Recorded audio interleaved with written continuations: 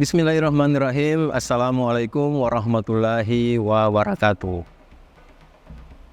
Alhamdulillahirrabbilalamin. Allahumma salli ala Sayyidina Muhammadin wa ala alihi wa sahbihi wa salim azmain. Alhamdulillah, kami dari Yayasan Rubatul Khairat Kota Ternate di bawah pimpinan Al-Habib Abdurrahman bin Kamil As-Sagaf. Sementara ini kami lagi membangun gedung pondok pesantren Rubatul Khairat Madrasah Al-Ulya yang sementara dibangun, ya. Gedung lantai 3. Kami sangat membutuhkan dana infak dan sedekah dari jamaah bapak-bapak dan ibu-ibu. Bagi yang mau berinfak untuk melanjutkan pembangunan gedung pondok pesantren, bisa ditransfer di rekening Bank Syariah Indonesia atas nama Yayasan Rubatul Khairat. Nomor rekening 723563956. Terima kasih.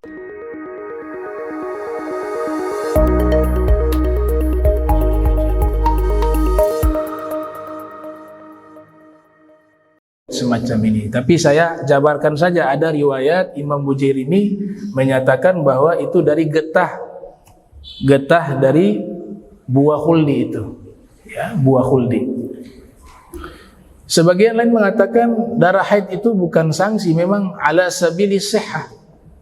Secara alami itu adalah sesuatu yang sehat bagi wanita, bukan penyakit. Wanita yang normal, yang sehat justru harus mengalami menstruasi itu. Jadi dia bukan penyakit, dia bukan sanksi, bukan hukuman dari Allah, tapi itulah fitrah seorang wanita yang sehat itu. Makanya di dalam istilah fikih kan selalu mengatakan ala sabili sihhati. Darah haid itu adalah darah yang keluarnya karena sehat, bukan penyakit. Nah ini juga, setahu saya buah khuldi itu tidak pernah disebut, gak ada dalam Al-Quran sebutan buah khuldi. Bisa dicari, gak ada. Ya, ada 2 poin di sini. Yang pertama, tidak pernah Allah Ta'ala firmankan adanya buah khuldi, gak ada. Yang ada pohon khuldi. Yang ada pohon khuldi. Poin kedua, yang menamakan itu pohon khuldi bukan Allah, bukan juga Rasul, tapi yang menamakan pohon khuldi itu adalah iblis. Iblis yang menamakan pohon itu dengan pohon khuldi. Itu di surat Toha ayat 120. Fawaswasa ilaihi asyaitanu qala ya Adam hal adullukum ala syajaratil khuld wa mulkin la yabla. Setan membisikkan kepada Nabi Adam, fawaswasa ilaihi asyaitan. Ini juga ditakwilkan oleh para ulama, jangan disamakan bisikannya syaitan kepada Nabi Adam sama seperti bisikannya syaitan kepada kita. Para nabi tidak bisa dibisikkan oleh syaitan. Mereka dijaga oleh Allah Ta'ala. Terus ayat ini menyebutkan fawaswasa ilaihi asyaitan. Syaitan membisikkan kepadanya. Tentu ilaihi di sini Nabi Adam. Ya, karena domir mudzakkar. Waktu itu yang khitabnya hanya 2, kepada Nabi Adam atau Siti Hawa. Maka yang dimaksudkan di sini bisikannya itu lewat Hawa, bukan bisikannya ke Nabi Adam. Gak akan bisa. Nabi Adam seorang nabi. Maka di tafsir, kalau kita baca tafsiran surat Toha ayat 120 ini, itu Imam Fakhruddin Ar-Razi menjelaskan panjang lebar bahwa kisahnya setan mau bisikkan kepada Nabi Adam tidak bisa.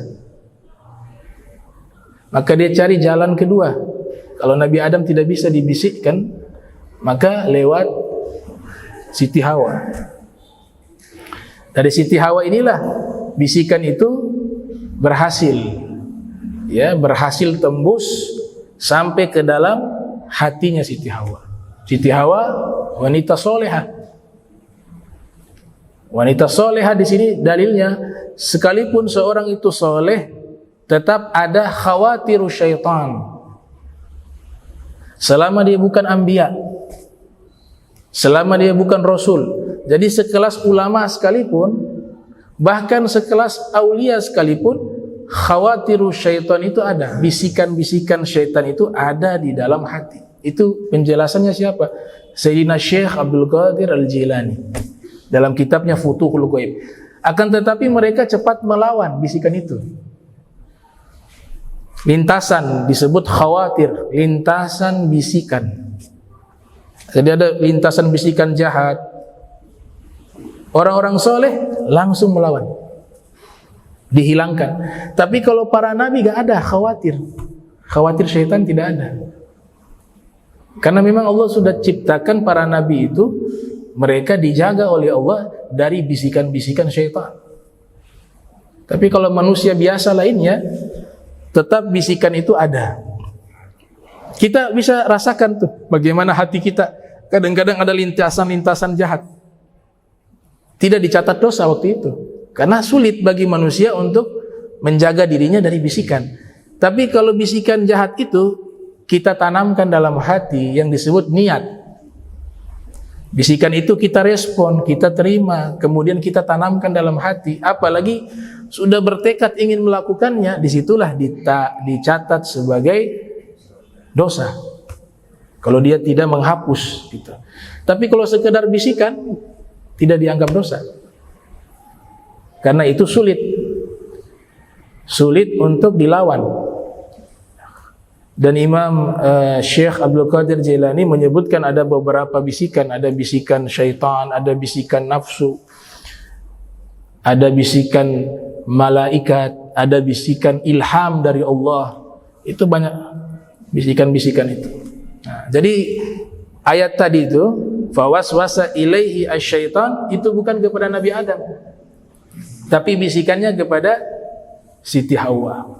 Tapi Siti Hawa setelah itu melawan bisikan itu, hilang gitu. Dalam Al-Quran diceritakan sudah mengajak Nabi Adam, akhirnya mengambil itu buah. Nah ini syaitan mengatakan apa kepada Adam? Qala, dia berkata, hal adulluka ala syajaratil khuldi, mau aku tunjukkan kepadamu pohon khuldi, syajaratil khuldi. Ini lewat perantara siapa? Hawa. Lewat perantara Hawa. Jadi yang menamakan pohon khuldi itu syaitan. Allah tidak pernah menamakan itu sebagai pohon khuldi. Syaitan yang mengarang. Jadi bohong itu.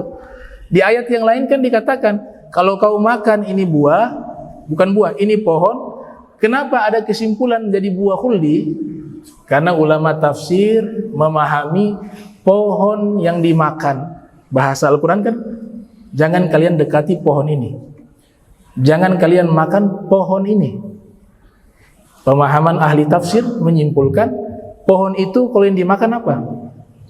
Daun tidak mungkin, batang pohon juga tidak mungkin, ranting juga tidak mungkin. Pemahaman yang ada di dunia ini, yang dimakan, kalau disebut yang dimakan pohon adalah buah, maka kesimpulannya yang dimaksud adalah buah khuldi. Tapi nama buah khuldinya gak ada dalam Al-Quran. Setahu saya itu bisa dicek tuh. Yang ada pohon khuldi. Walhasil membuat tipuan. Kata iblis atau syaitan disebut dengan istilah syaitan wa iblis. Syaitan sifat jahatnya, iblis sosok makhluknya. Dia mengatakan kalau kau makan, kenapa Allah larang? Dia provokasi. Provokasi membawa nama Allah. Kenapa Allah larang kalian mendekati pohon ini? Karena Allah tidak mau kalian itu hidup abadi. Kalau kau makan pohon ini, kau akan abadi. Makanya namanya khuldi. Khuldi dari kata abadi. Pohon abadi. Atau ketika kalian memakan pohon ini, yang dimaksud buah di situ, kalian akan menjadi malaikat. Tapi ini semua apa? Kedustaan. Dikarang-karang oleh iblis. Makanya saya katakan nggak ada tuh Allah menamakan buah khuldi, itu tidak ada. Itu karangan-karangannya iblis. Walhasil dia makan akhirnya. Ya. Dimakan. Nah ini buahnya juga menurut Al-Hafiz Ibnu Katsir yang lahir tahun 700 Hijriah, wafat 774 Hijriah, di dalam kitab Qasasil Anbiya itu adalah pohon anggur dalam satu riwayat.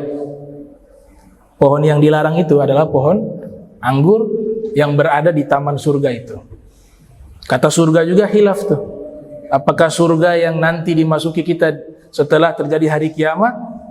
Kebanyakan ulama mengatakan bukan surga itu. Ada yang kedua mengistilahkan bahwa itu adalah taman yang ada di bumi tapi di dataran tinggi, karena menggunakan lafaz habato.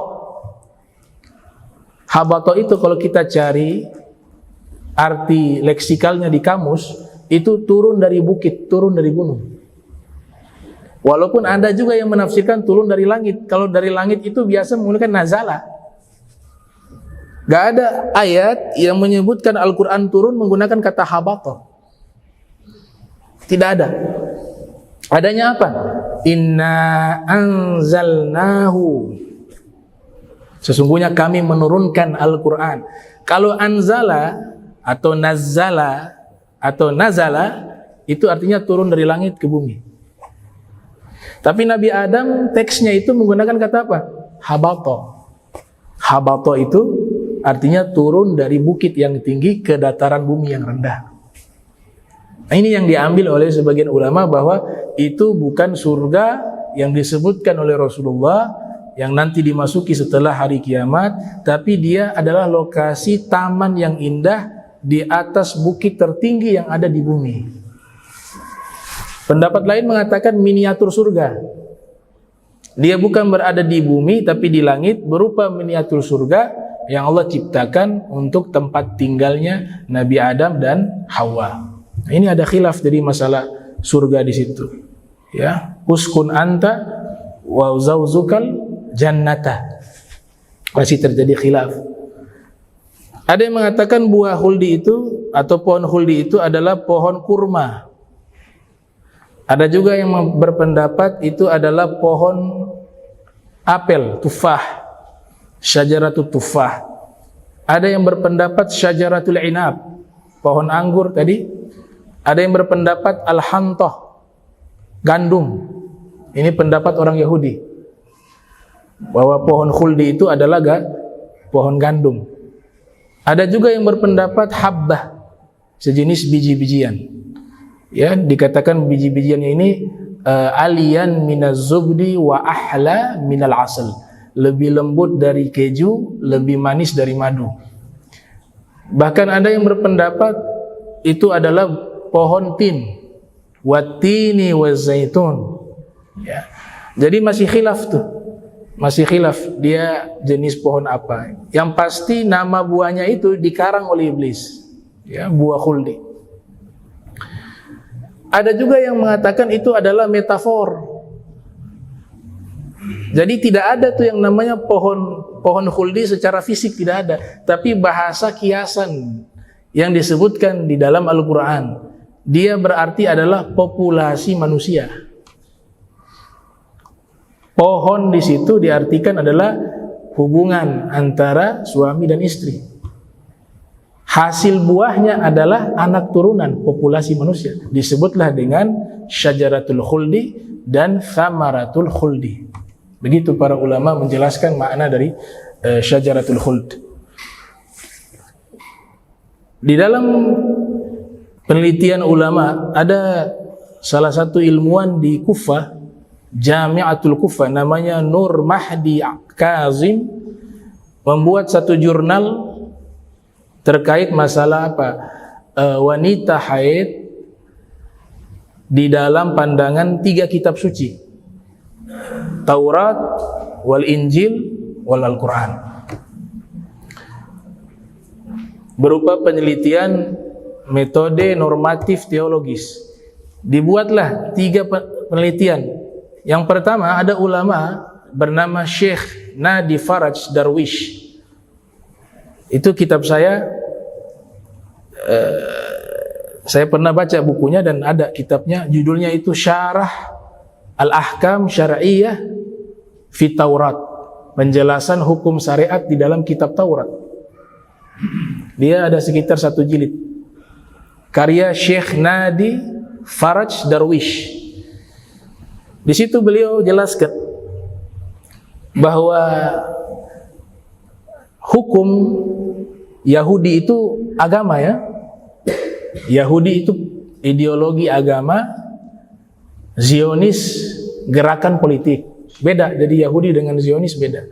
Israel juga beda. Kalau Israel suku, anak turunan.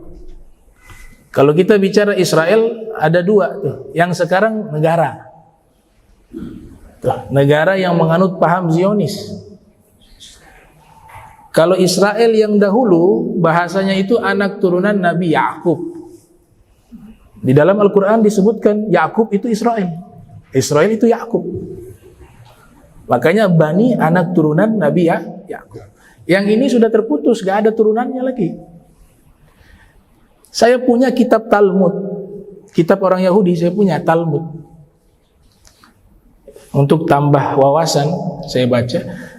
Itu rahib-rahib mereka kalau mengarang buku-buku agama Yahudi, ya, disebut nasabnya.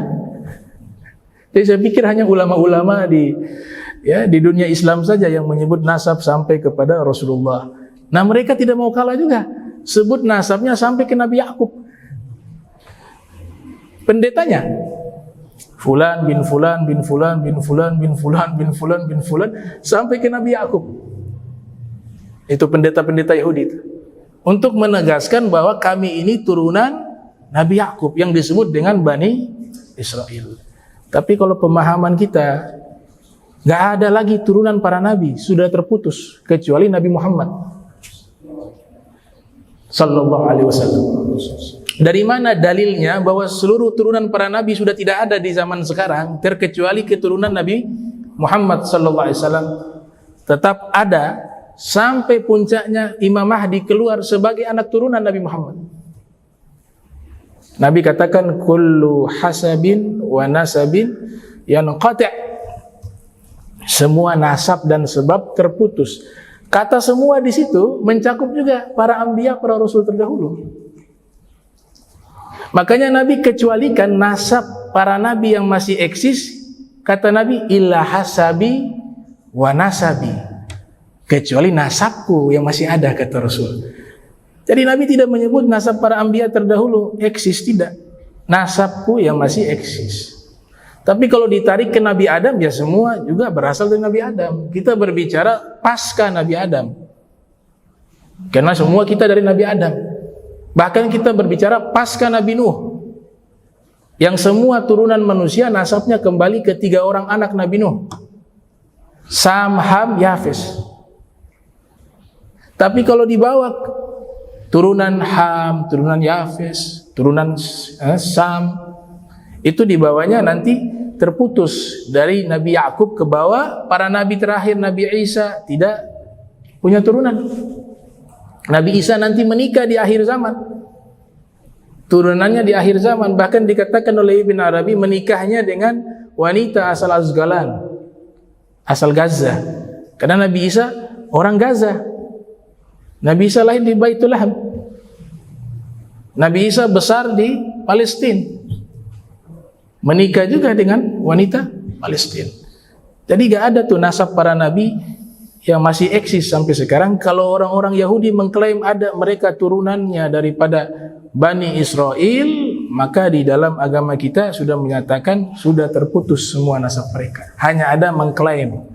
Yang masih eksis nasabnya sampai saat ini di kalangan para anbiya hanya Nabi kita Muhammad sallallahu alaihi wasallam. Nah itu. Jadi saya heran, saya baca itu ada. Kemudian kitab Talmud itu isinya melecehkan para anbiya. Nabi Isa dianggap anak zina. Sayyidah Maryam berzina dengan seorang lelaki berprofesi tukang kayu. Dan mereka tidak meyakini Nabi Isa sebagai nabi, tapi seorang ulama. Itu di bukunya mereka, di Talmud. Nah, ini kitab suci mereka. Ya, kalau Yahudi ideologi agama. Kalau bicara Zionis itu adalah gerakan politik. Kalau berbicara Bani Israel ada dua. Satu berbicara tentang genealogi, nasab yang bersambung kepada Nabi Yakub. Dan yang kedua yang dia bicarakan adalah negara. Kayak namanya Israel, negara. Baninya sudah dihapus. Bani itu artinya anak turunan. Nah, wanita yang haid di kitab Taurat, Syekh Darwish itu menjelaskan bahwa di kitab Taurat membahas juga tentang masalah wanita haid. Tapi hukum mereka sangat ekstrim. Sangat ekstrim. Jadi wanita yang haid itu dianggap sebagai najis. Apa yang disentuh oleh wanita yang haid, karena dia adalah najis, maka benda yang disentuh juga menjadi najis. Disentuh makanan jadi najis. Tempat duduk yang dia duduk jadi najis. Kasur yang dia tidur jadi najis. Selama 14 hari diasingkan. Makanya dibuat semacam ruang isolasi. Kalau ada wanita mereka yang haid, mereka asingkan di satu ruangan isolasi di situ selama 14 hari. Nanti mereka kirim makanan, tapi gak boleh datang ke rumah, bergaul dengan mereka tidak boleh. Karena semua yang disentuh oleh wanita yang haid menjadi najis. Itu hukum mereka. Hukum mereka seperti itu. Bahkan menyampaikan doa gak boleh. Si wanita membaca doa tidak boleh. Ayahnya seorang pendeta, seorang rahib ingin mendoakan anaknya yang haid itu juga tidak boleh. Makan bersama tidak boleh. Karena dianggap wanita ini sebagai najis. Itu pemikiran daripada orang-orang Yahudi hukumnya. Apalagi disetubuhi, dijima, lebih haram lagi. Mereka juga punya label halal dan haram, versi mereka ada. Ya. Makanya kalau ditanya ke orang Yahudi, kalau kalian dihidangkan makanan dari orang Nasrani dan orang Islam, makanan mana yang kalian akan makan? Mereka mengatakan yang kami makan makanan orang Islam. Kenapa? Karena ada label halalnya. Bahkan di dalam Talmud itu diterangkan bahwa haramnya makanan dari hukum syariat Taurat itu lebih banyak haram daripada halal. Yang di lautan itu, semua hewan di lautan yang bentuknya bukan seperti ikan haram. Berarti udang juga haram. Cumi-cumi haram. Ya. Yang halal saja yang berupa ikan, berwujud ikan. Gitu. Ada labelnya. Nah, ini hukum mereka, al-gulu, ekstrim. Kemudian yang dibawa hukum dari Injil.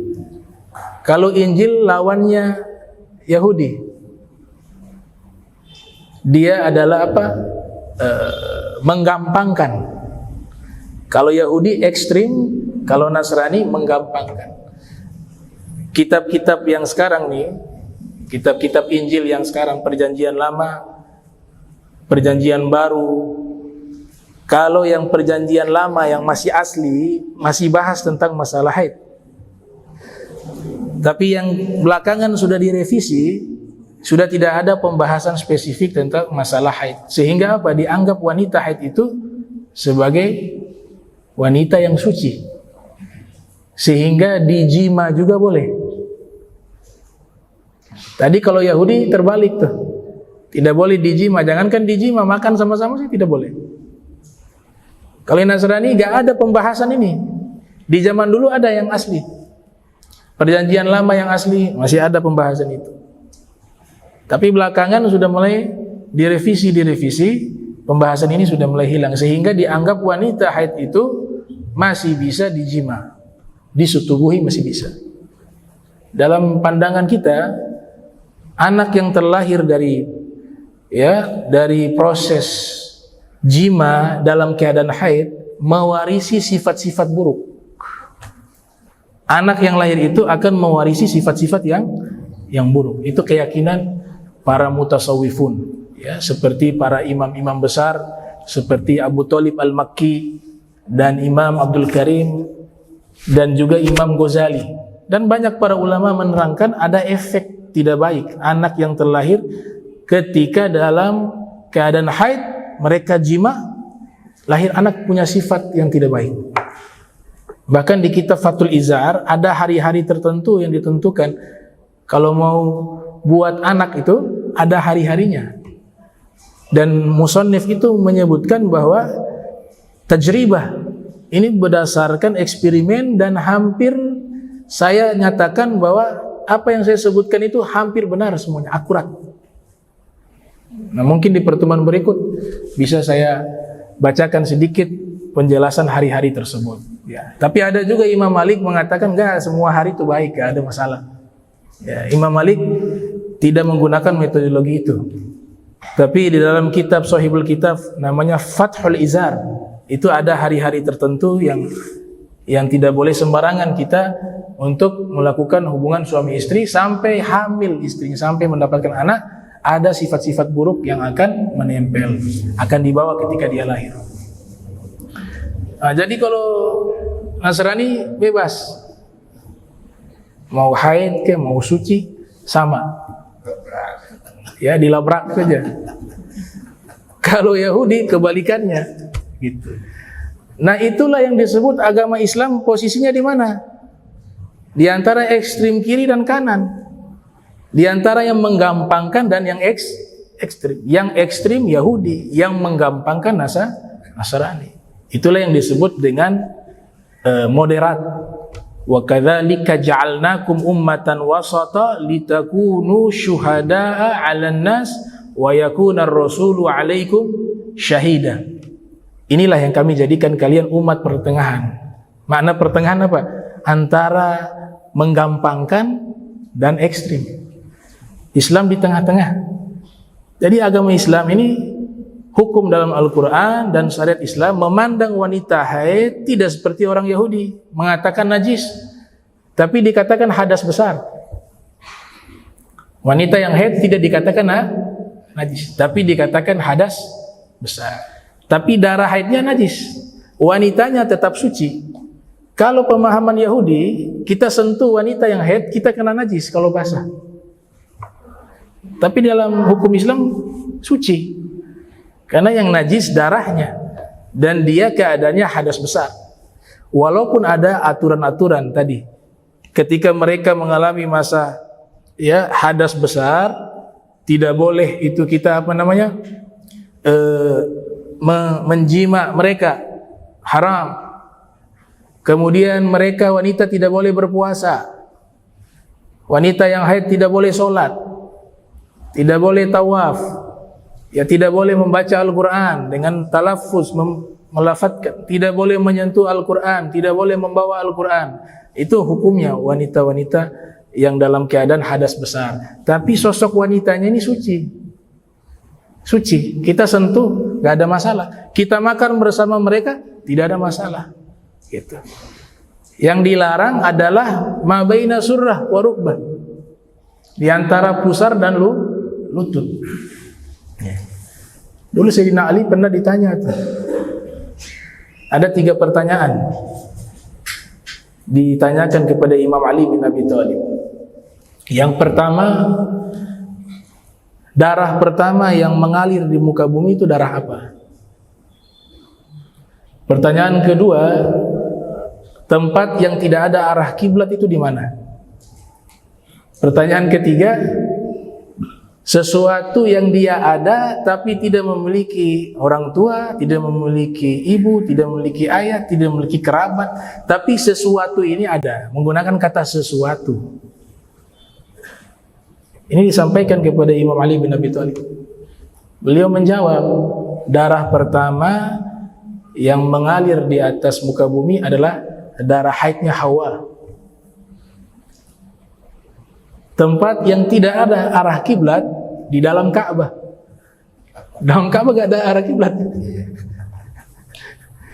Yang ketiga, sesuatu yang tidak memiliki kerabat, tidak memiliki anak, tidak memiliki sesuatu, ayah, ibu, itu adalah Allah. Ditanya, Allah itu sesuatu. Allah itu sesuatu. Allah itu sesuatu.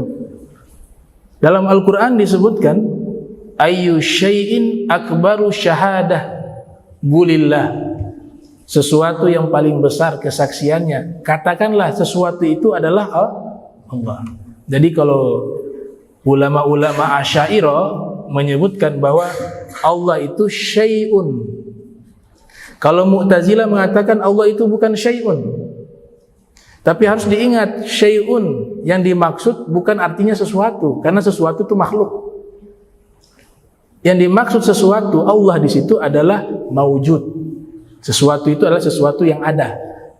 Maka sesuatu tidak bisa dinisbatkan kepada Allah dengan mengartikan Allah adalah sesuatu. Tapi yang dimaksud sesuatu tersebut dinisbatkan kepada Allah, maknanya adalah maujud, yang ada. Al-Ghazali jelaskan dalam kitab Syarah Asma'il Husna. Abu Bakar Baqqalani juga menjelaskan hal yang sama. Jadi wanita haid sepakat. Semua ulama ahli ilmi, baik muhaddits, baik mufassir, baik fuqaha, muhadditsun, mufassirun wal fuqaha, sepakat hukumnya haram. Wanita dalam keadaan haid dijima, hukumnya haram. Karena ada dalil di dalam Al-Quran di surat Al-Baqarah ayat 222 dengan tegas Allah nyatakan, wa yas'alunaka 'anil mahid qul huwa adza. Mereka bertanya kepadamu tentang haid, katakanlah haid itu adalah suatu kotoran. Jadi kotoran di sini darahnya tuh haid, bukan perempuannya. Kemudian dikatakan di situ, wala taqrabuhunna hatta yathurna. Kalian jangan mendekati mereka kecuali mereka sudah suci. Kata mendekati di sini adalah berhubungan biologis hingga suci, artinya mandi. Mandi wajib. Tuh. DP ayat gimana? Wa yas'alunaka 'anil mahid qul huwa adza. Lanjutan ini? Oh iya.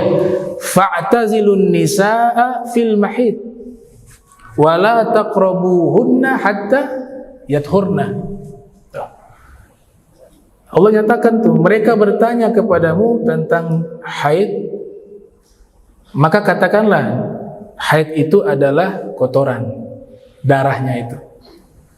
Fa'tazilun nisaa fil mahid, maka jauhilah, hindarilah istri-istri kalian dalam keadaan haid. Jadi langsung Allah yang menetapkan hukum, wanita yang haid suaminya dilarang mendekati bahasa kiasan, yaitu berhubungan biologis. Sampai kapan? Nah ini pertanyaan, sampai kapan sudah boleh untuk dijima? Allah nyatakan di situ hatta yathurna, hingga mereka mandi. Jadi sekalipun darahnya sudah berhenti, tapi wanita belum mandi wajib, masih haram. Dia harus sudah suci dulu. Sudah suci, sudah mandi, bersih, baru sudah halal. Itu 3 mazhab berpendapat begitu. Kalau Abu Hanifah membolehkan dengan syarat kalau sudah lebih dari 10 hari darahnya. Jadi dia punya darah haid ini sudah berjalan kurang lebih dari 10 hari. Darahnya berhenti, belum sempat mandi, kepepet dia, boleh. Mazhab Hanafi. Tapi kalau kurang dari 10 hari gak boleh. Tapi kita harus pegang yang 3 ini. Yang 3 mengatakan tetap haram, kecuali dia sudah mandi. Inilah hukum di dalam Islam, berada posisi moderat di tengah. Mazhab Maliki mengatakan Kalau ada yang kebablasan juga, istrinya belum sempat mandi, dia sudah jima istrinya, bablas dia. Di sini dikasih catatan, kalau tidak tahu hukum dimaafkan. Ada orang nggak tahu hukum, kesian, baru nggak pernah belajar ilmu fikih, dia nggak tahu, sudah dimaafkan. Iya, ma'dzur. Atau lupa, ya, lupa atau ragu. Maksudnya ragu ini sudah suci atau belum? Istrinya juga ragu tuh. Tapi kalau sudah tahu hukumnya, sudah faham ilmunya, yakin ini sudah masih dalam keadaan darah sudah berhenti tapi belum mandi dan seterusnya, maka hukumnya haram. Kalau dilakukan, kata Imam Malik, taubat. Harus bertobat, itu perbuatan dosa. Istighfar dan taubat, selesai masalah. Mazhab Syafi'i berbeda. Harus taubat dan istighfar. Taubat, istighfar, kemudian disunnahkan, mustahab ya, dianjurkan. Dia sedekah 1 dinar atau setengah dinar. Berdasarkan riwayat dari Ibni Abbas yang disebutkan oleh Abu Dawud di dalam Sunan, ya, fil ladzi ya'ti imra'atahu wa hiya haidun yatasaddaqu bidinarin aw nisfi dinar. Bagi laki-laki yang mendatangi istrinya, yaitu berhubungan dengan istrinya, sedangkan istrinya masih dalam keadaan haid, maka baginya bersedekah 1 dinar atau setengah dinar. Sekarang kalau dihitung 1 dinar kurang lebih 3 juta. Ya, dia sedekah 3 juta atau setengahnya 1,5 juta. Di sini juga dalam mazhab Syafi'i merinci, kalau darahnya masih ada, haidnya itu masih ada, kemudian dijima, maka sunnahnya 1 dinar. Kalau sudah berhenti tapi belum sempat mandi, setengah dinar. Tapi mustahab, untuk mustahab. Kalau mazhab Hambali wajib, bukan sunnah lagi, bukan anjuran. Kafarat, disebut dengan kafarat, dia harus membayar 1 dinar, 3 juta atau setengah dinar. Dipilih, kalau mampu 1 dinar, 1 dinar. Yang ada setengah dinar, tapi hukumnya wajib mengkafarat. Mazhab Hambali. Lebih berat Auza'i, Imam Auza'i itu 5 dinar, 15 juta. Ya. Ya. 5 dinar. Ya, man watiya imra'atahu wa hiya haidun yatasaddaqu bi 5 dinar. Siapa yang menjima istrinya dalam keadaan haid, maka dia bersedekah, wajib mengeluarkan sedekah 5 dinar, 15 juta. Oh, ini kita harus akan pikir panjang. Bisa dapat motor 1, kalau tambah berapa juta? 15 juta. Kalau 1 dinar 3 juta. Ya, itu kafarat, disebut dengan kafarat. Nah, maka di sini dikatakan, sebagian ulama mengatakan kalau istri lagi haid, wanita lagi haid, mubasyarah, disentuh saja bisa. Tapi baginya, ya, tidak haram melihat dengan syahwat, tapi haram memegang, walaupun tanpa syahwat. Sebagian ulama mengatakan dia bisa bersenang-senang, tapi baginya haram memandang dengan syahwat dan tidak haram menyentuh bighairi syahwat. Falhasil, nah kesimpulannya annalladzi yahrumu bil ittifaq al-wat'u wal mubasyaratu bi syahwat. Sepakat semua para ulama hukumnya haram menyetubuhi istrinya dalam keadaan haid dan menyentuhnya dengan syahwat. Sepakat. Yang kedua, walladzi yajuz bi ittifaq nazru bi ghairi syahwat. Yang kedua, boleh berdasarkan kesepakatan. Kalau ittifaq, kesepakatan di dalam mazhab tertentu. Ya, ittifaq. Di sini berarti konteksnya apa? Mazhab Syafi'i. Tidak bicara mazhab yang lain. Kalau ijma, semua mazhab. Sepakatnya semua mazhab. Tapi kalau ittifaq, sepakat di mazhab tertentu. Di sini berarti mazhab Syafi'i. Ya, dan boleh secara ittifaq memandang tanpa syahwat. Dan yang ketiga, ada khilaf, menyentuh tanpa syahwat dan memandang dengan syahwat. Nah, sudah ini pusing nih. Ya. Pusing, enggak suka ibarat terlalu banyak, ya. Makanya Imam Nawawi langsung simpulkan, enak nih. Jadi kalau walhasil kita ini gak paham nih, fikih kan rumit, penjelasan terlalu rinci. Guru-guru kami mengatakan begini saja caranya. Setiap kalian dengar ada kalimat walhasil, cukup itu saja yang kalian paham. Itu artinya apa? Kesimpulan dari semua itu penjelasan panjang lebar tadi itu. Tapi itu hanya ada di kitab-kitab mutakhirin. Kitab-kitab fikih terdahulu gak ada istilah walhasil. Dia istilah baru, ya. Mungkin di abad-abad 8, 9 ke atas, ya. Nah, jadi di sini walhasil kesimpulannya Imam Nawawi memilih pendapat mazhab Imam Ahmad bahwa yang haram itu hanya disutubuhi.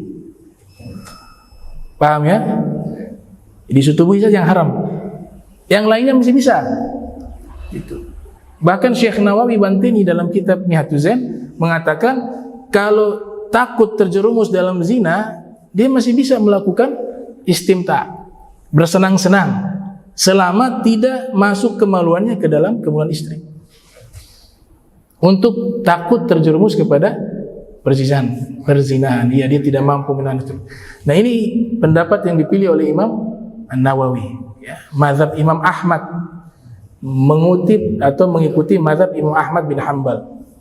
Wastahsana al-Imam Nawawi gaulan akhar fi majmu' wa huwa anna al-mubasharata bi syahwa fi maduna farj tajuz mimman ghalabu halihi at-taqawi wa la tajuz min ghairihi kama qala sahibu safati zubat bil hadas as-salata ma'a tatawufin harrim walil balik hamlal mushafi wa massuhu wa ma'adhil arba'ati lil junubi iktira'an ba'di ayah qasdan wa lubha masjidin lil muslimi wa bil mahidi wan nifasi harrim as-sitta ma'a tamattu'in bi ru'yati wal massi baina surratin wa rukbati ila iktisalin aw badilin yamtani' as-sawmu wat talaqu hatta yanqati'. Ini isinya penjelasan tadi, hal-hal yang diharamkan bagi orang junub dan seterusnya. Insyaallah pertemuan berikut kita masuk ke bab salat,